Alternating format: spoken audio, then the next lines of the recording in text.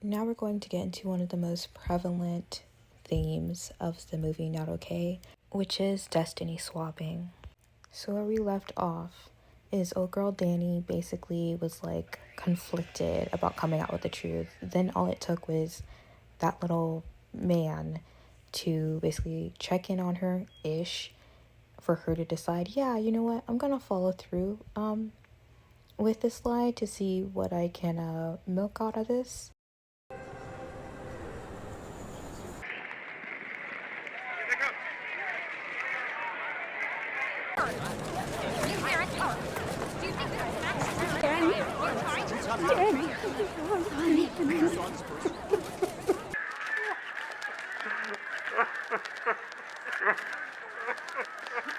So, if you don't know what destiny swapping is, it refers to the spiritual and energetic working where someone basically tries to swap their own destiny with that of another. Destiny and fate are not the same in this context. Destiny is a path you actively are creating based off of the vision you see for yourself. And typically, those who attempt to destiny swap have no clear vision for themselves or no faith in the vision of themselves. And because they lack the emotional and energetic depth that it takes to create and define their own version of success, they project an already defined version of success that typically is made out of superficiality and try to take or like siphon that energy from the person that they're projecting this superficial success onto. And they do this by aligning themselves with the person or with this idea that they have of this person in order to basically try to swap destinies, even though it is not authentic to who they are in the path that they're going down through their actions, through their choices, and where they just are energetically and emotionally on a deeper level. I also would like to mention, because it does align with what I am analyzing in this film, but I have seen, or I believe that there is a pattern of destiny swapping when it comes to the systems of colonization.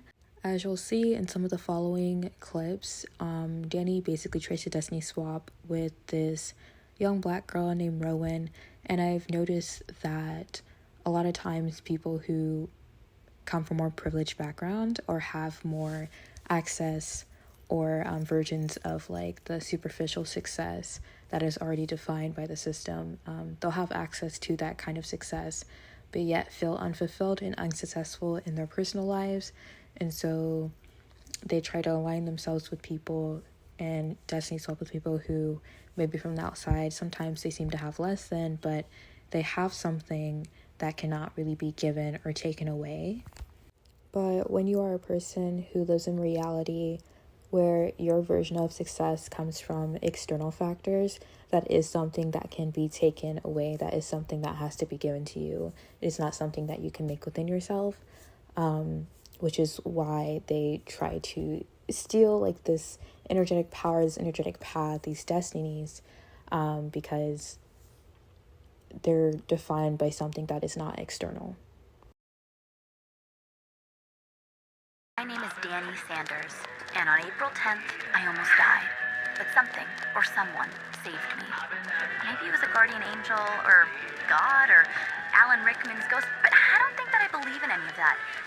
More likely, it was So to me me, who her saved saying me. all this mess were like some of the beginning signs, the beginning stages of destiny swapping. Because not only is she completely lying about her experience of like being a survivor of a bombing, she's now like messiahifying herself. So she is not only taking up space in the physical realm for the people who actually went through the terrorist attack, because there are actual people who like in this movie basically went through the terrorist attack that she's claiming to have been in, but she's taking up space in the spiritual realms by claiming this to be her destiny. She's sitting here getting photo ops like she's a survivor, and she's not. I will never forget when I saw that day. Where did I see that day? Oh, man. Hey, Mom. Hi, Mom. Hi, Mom. Yeah. No, I just had a quick question.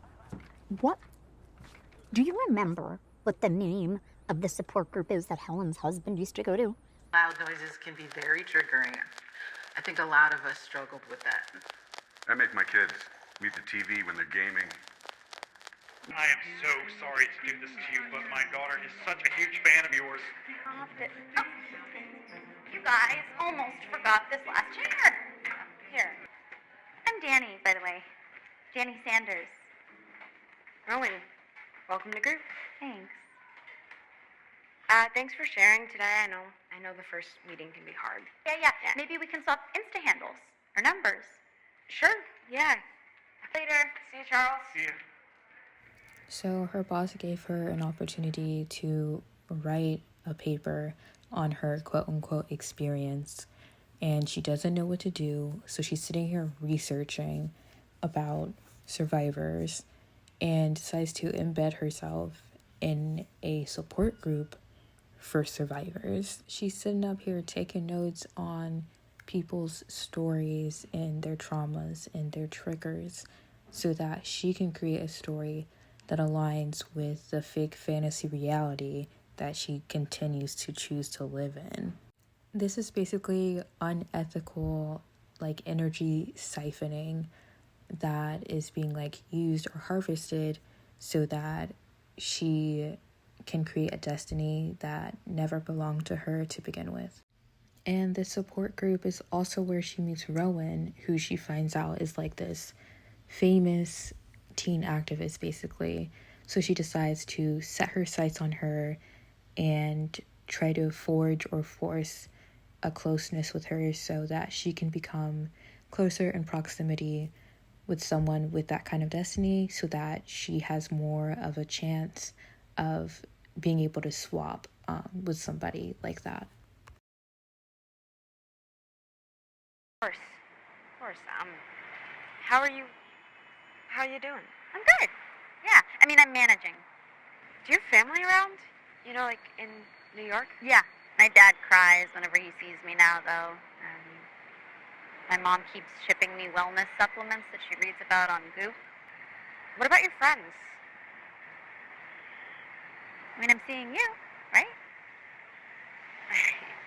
I would just like to mention that people who tend to destiny swap also tend to have lower levels of maturity with higher levels of entitlement, because the whole reason why she is meeting up with Rowan is because of ulterior motives, but at the same time she's lacking the social intelligence to recognize why it's weird as fuck for somebody in their 20s to be consciously making plans and meeting up with a 17-year-old girl, even if y'all are part of the same support group, just to meet up and hang out with her and to become her friend and to befriend her. Her own desires are clouding her judgment, which is why she's not able to see the social implications of what she's doing, or even what the social implications and outcomes will be after the fact because of what she's doing. She just cares about being able to live in this fake reality where she gets to be the main character and the main star, with no care or concern with how what she's doing will impact others or even impact herself in the long run. We do that with our truth. If you're not okay, that's okay. Your pain is your biggest asset.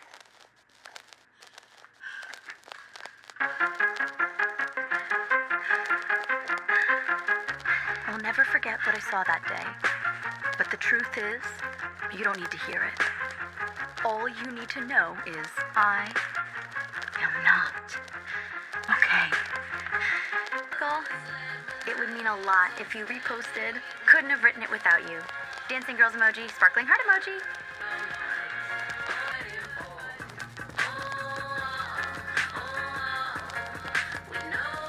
So if you're wondering if she just met up with a 17-year-old girl for inspiration about her article for her imagined experience of being in a bombing and decided to take her quote-unquote advice, which really she just stole her truth, that is indeed exactly what just happened. What people who attempt to destiny swap will do is quite literally take your truths, your expressions, and they will rebrand it as their own. And the reason why they know they will be quote unquote successful in reaping the rewards and garnering the attention that they want from stripping you of your truth and then expressing it as their own is because when you express your truth to them, when you live in your truth, in their vicinity, it causes them to be envious. It causes them to want to have that. And they know that because they're having this reaction, even if it's like on a subconscious level, that other people will feel that way about them too, or other people will give them the attention that they're seeking because of how, ironically, because of how you impacted them by being and living in your authentic truth. In this case, Danny also had the resources to get a lot of eyes out there, and she also used Rowan to help garner the attention from stealing her own words and her own truth and expression. So not only was she able to successfully tokenize Rowan in her life and how she's using her as a resource in her life, but she was also able to tokenize her fake trauma by creating a hashtag like in connection to her fake trauma, so other people are able to feel more connected to her and to it, therefore providing her with more popularity and more eyes and being seen like she wanted to begin with. Snapchat is thinking of doing a beret filter. To honor everyone lost in Paris. Can we reach out to you about a collab? Yeah, amazing. These free or? Yeah, fuck yeah. Take as many as you want. No one gives a shit. Take like 10. Okay. Hey, do the arm thing. Sorry. The arm thing. That arm thing. Yeah. Is there somewhere else that we can go? You read my mind.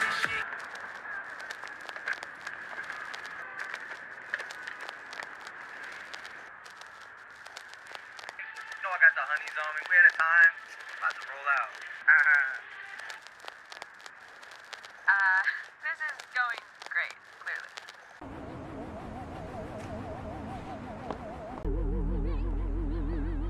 Hey guys! I wonder when it's my time. I live every day like I'll die by the nighttime. It took me so long getting back to my right mind. So Lana is basically getting all the things that she wants: to be known, to be treated like somebody who matters and is important, by these influencers. She has 30 something K on Instagram now. She's super important. And this white man whose approval she's been searching for this entire time, she finally gets, because he desires her for a moment, because he has a really weird kink when it comes to women who have trauma. And come to find out, to no surprise, the sex is trash. He disappears, and she's left to sit with the reality that what she desired, what she wanted, does not fulfill her at all. So what does she do? Now, if you remember what I was saying at the beginning, people who attempt a destiny swap, they're doing it for very superficial reasons, and they do not take the time to define what success is to them. So it's usually having to do with, especially with colonization involved, and this being a white woman, desirability, just about being desired, basically, and just wanting to be seen or treated as popular. So that obviously did not truly fulfill her, but she is still seeking fulfillment. So she, of course, centers her obsession again in her search to find this, and goes to the little soccer ball meet where Rowan is at, because that's something that fulfills Rowan. Maybe she can gain some fulfillment from it, basically. So it goes from this space of like replication, or like harvesting energy to try to replicate whatever their demented version of success is. and then realizing that that doesn't work, to basically trying to align themselves with just being able to steal your lifestyle, and becoming a version of you so that they can maybe feel how you feel or reap the rewards that you reap, or just really just feel fulfilled within themselves, which that also doesn't work. Okay, no. Whoa! Hey. We're having fun. We're not having too much fun. Oh, really? Yeah, just the right amount of fun. Oh my god, you sound just like my sister. It's just, not a lot of people know she exists. I don't talk about her in my speeches. Do you want to do something fun next week? I have a lot of prep stuff to do for the We've Had Enough rally. God, I haven't even started working on what I'm gonna say yet, so. Do you want me to help you? Do you want me to help you write it? People have similar voices. And we could Even perform it together. What? Yeah. Yeah, I mean, I've never really performed with anyone else before, but I don't know, it could be kind of fun. It would be really fun. We'd be leading a revolution together, like Katniss and Ruth.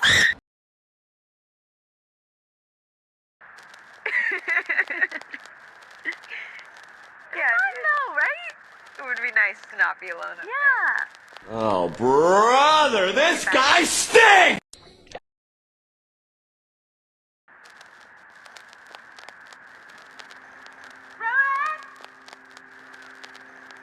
That would be my ride, so. So people who destiny swap, their method of basically trying to steal lifestyles with you or aligning themselves with your lifestyle and attaching themselves to it so that your success has to be their success as well, is through trying to find out what it is you're missing or what you could seemingly be missing and fulfilling that role for you, and not even consistently or not in any tangible way, because it's done with the intention of manipulation. What they are choosing to offer you does not have any genuine intention backing it. So in this case, Rowan obviously misses her sister that she lost, the whole reason why she is traumatized through the events that happened when she was in school. And she had previously talked with Danny about how her sister used to help her with things, and the sister would hype her up for things, and etc., etc., etc. So Danny's like, oh, in her evil mastermind brain, this is what I can offer her. Okay, just fucking weird ass behavior. And the way that she sells it is that it will be fun, and that it's for the purpose of uplifting Rowan and for helping Rowan. So she feels like she has support. Whole time Danny's using all this language to, again, just manipulate her, even dropping the sis bomb, talking about some, oh, I got you, sis. Who are you? You are not my blood relative, ma'am. And because people who try to destiny swap are actually delusional, it creates this imagined false reality that they're just living in their head, where your success can only come from their support and from them helping you. So they end up projecting their own insecurities around success onto you. And depending on how they're able to wield this manipulation, they can even end up convincing you that this false belief that they created is true within you and your brain and your reality. Which, if they are able to convince you that you need them, then you're able to continue to be their limitless supply of energy for them to harvest and siphon for their own success. And specifically with Danny being all, oh yeah, people say we have similar writing voices, and oh, I can help you perform, da-da-da-da-da. Just she took it so far. She went from oh, I can just help you write it, to, oh, I'll perform with you. Because again, she's trying to get in the spotlight. She's trying to steal Rowan's lifestyle. She's trying to get whatever she has, even if that means she has to share it with Rowan.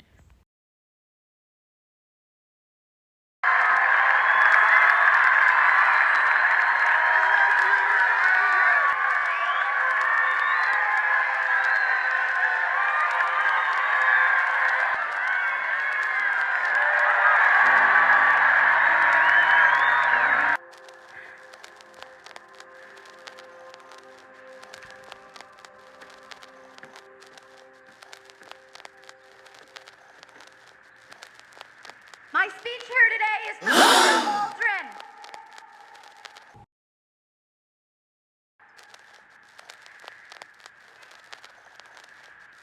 She should have been here today to watch her little sister up on this stage.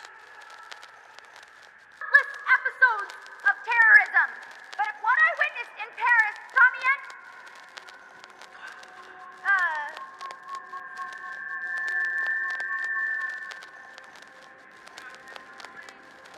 Yeah, see how she shot her pants just then and there? The thing is with Destiny Swappers, because of their ambitious and narcissistic nature, is that they set themselves up to fill bigger shoes than they're actually capable of doing. Because truthfully, they were already lacking to begin with. And the whole reason why she felt comfortable to stand on this bigger stage and to take up more space and to have more of a voice is because she was stealing Rowan's voice, because she's stealing Rowan's energy, because she's stealing Rowan's story. She brought up Rowan's sister. Like, it's just like taking up all this space that you can using what you know about somebody else. It's absolutely delusional. And she does not succeed in doing this, obviously, because her guilt is eating at her because of this like specific situation, especially when she brings up what she saw in Paris, and we all know that she didn't see not a goddamn thing. So shortly after, she realizes that she cannot fill these shoes, basically, and that she will not succeed in destiny swapping.